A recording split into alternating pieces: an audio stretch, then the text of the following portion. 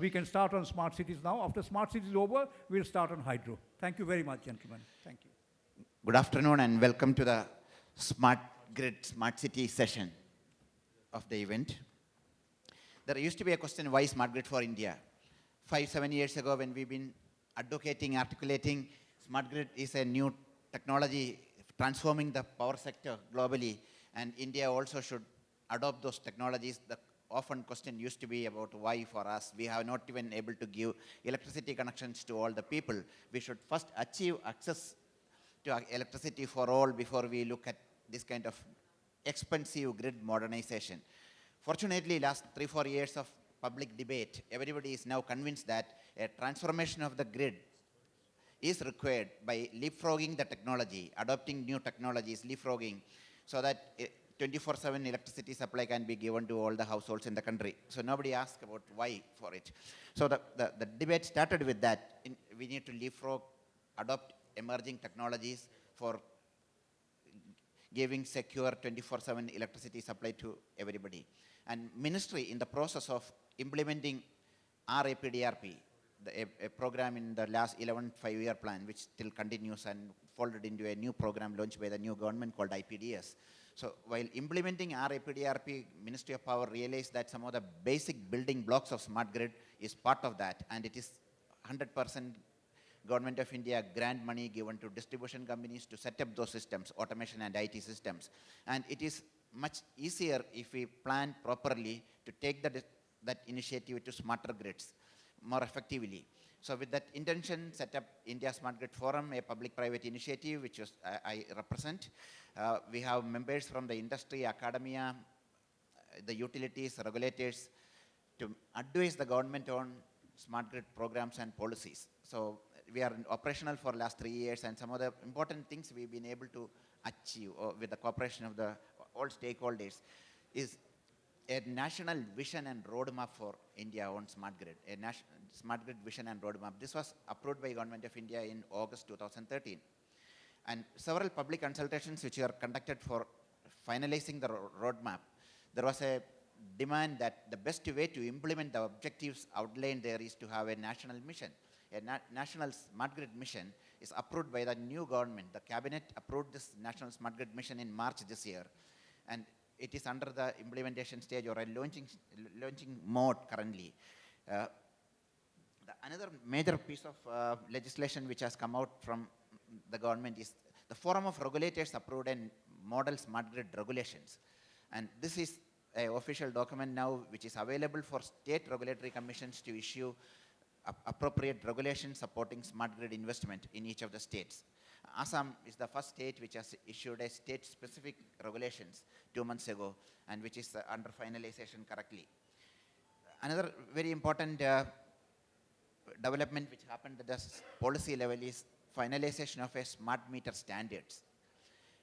This has been 2 weeks ago. The Bureau of Indian Standards has issued a new standard on smart meters, which is IS 16444, which is available on BIS website in the PDF form to buy. Ministry having consultation with the industry. This initiative, actually the standard precedes to an initiative of having an indigenous design for a low-cost smart meter. So, so that the prices of the meter will be much less compared to the international prices which are prevailing. So this initiative started by CA about 2 years ago, and later it was decided that we'll make it as a standard. And ministry having consultations with the industry for rollout of this, and 100 million smart meter rollout in a phased manner in next 3 to 4 years is the target given by the ministry. Although we say it's too ambitious, it took more than 10 years for United States to have something like 30 million smart meters, or 100 maybe perhaps not possible in 3 years. Industry says, others says, but ministry wants to come out with a plan like that, so that with the volume the numbers will come down, the prices will come down. So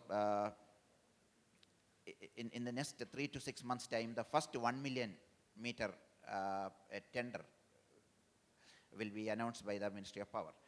So smart grid development, these are some of the policy developments which has taken place, and we are very much at par with many developed nations on smart grid side.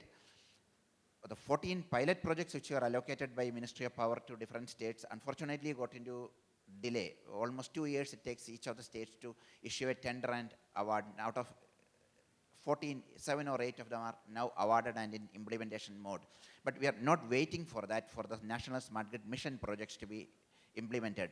Ministry has already requested all the states to submit proposals for allocation of fund under National Smart Grid Mission. In the 12th plan, which is about 2 years, which is left in the 12th plan, about 980 crore rupees which is given as grant, which will be given 30% of project cost will be, when I said 2 years is not there, hardly 1.5 years, it will be difficult to get projects to spend that kind of money also. And several international development institutions have pledged support.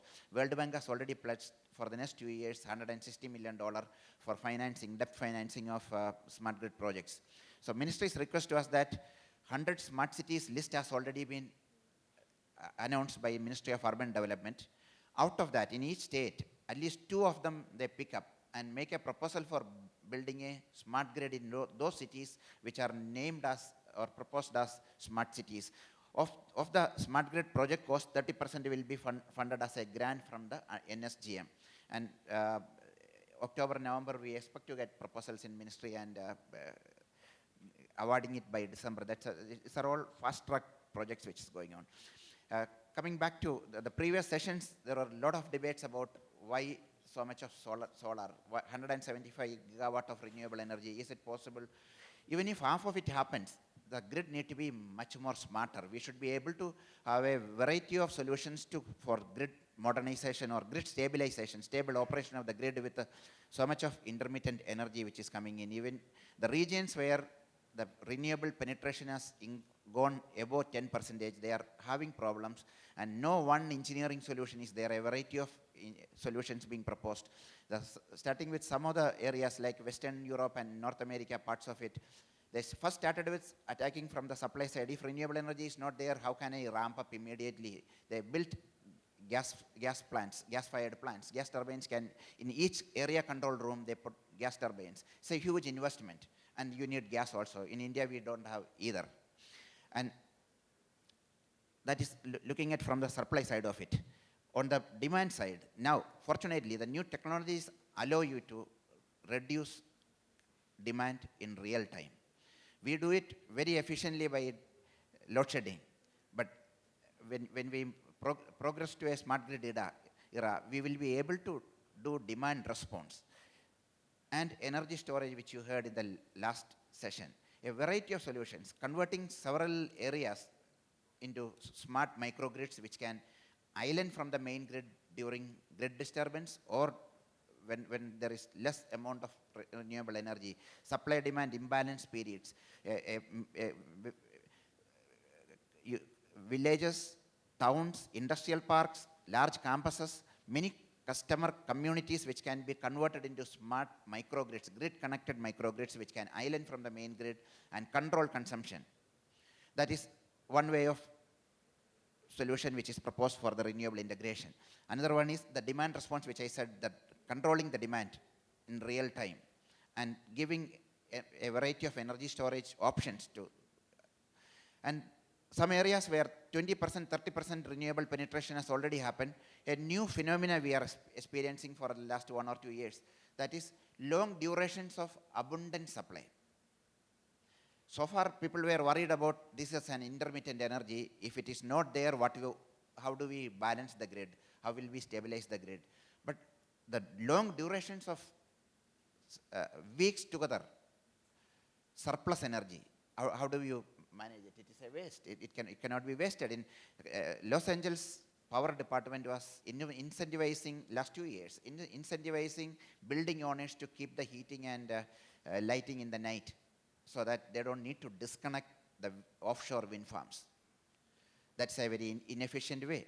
There are more options to store energy on long-term use when there is surpluses. So last year, I'll take 1 more minute before I hand over to other speakers. India Smart Grid Forum, we publish very regularly white papers on various subjects. One of them was on leveraging the assets of smart grid for building smarter cities at marginal cost. When I say leveraging the assets, these are basically the automation IT system, the digital assets which are created for smart grid. That can be extended to other infrastructure domains in a smart city at marginal cost.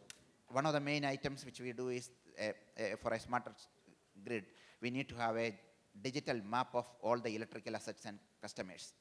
When we say customers, all the buildings, all the road, electrical assets, poles, everything is captured on a digital map. And this is being done under this RAPDRP program, which I talked about earlier.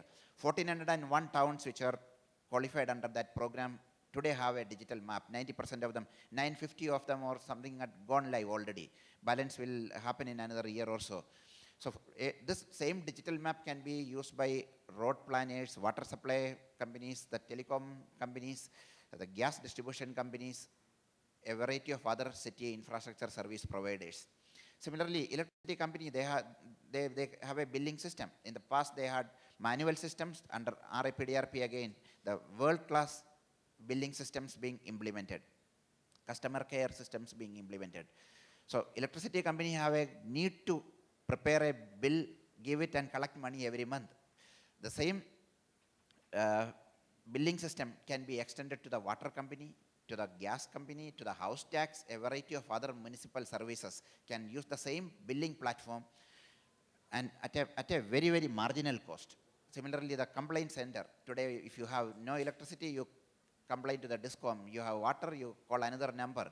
You have any other complaints, you call 20 places. The same complaint, the customer care center which the electricity company is maintaining in each of the towns can have a common number. You dial one number and a IVR system directed to if you have a complaint for electricity, it goes to that section. To the water, it goes to another section. The common infrastructure, common city command and control center, the current existing customer relation center can be extended as a common command center of a city. Same with mobile crew. When there's a mobile outage management systems and mobile crew management systems are there, the same digital platform can be extended to other domains of infrastructure. So this is a white paper which we published last year. It was very well accepted by all stakeholders, and we've been working with the Ministry of Urban Development and Ministry of Power in dovetailing the smart city program in such a way that the smart grid development can happen in some of these smart cities, and that can be extended to other infrastructure domains at marginal cost.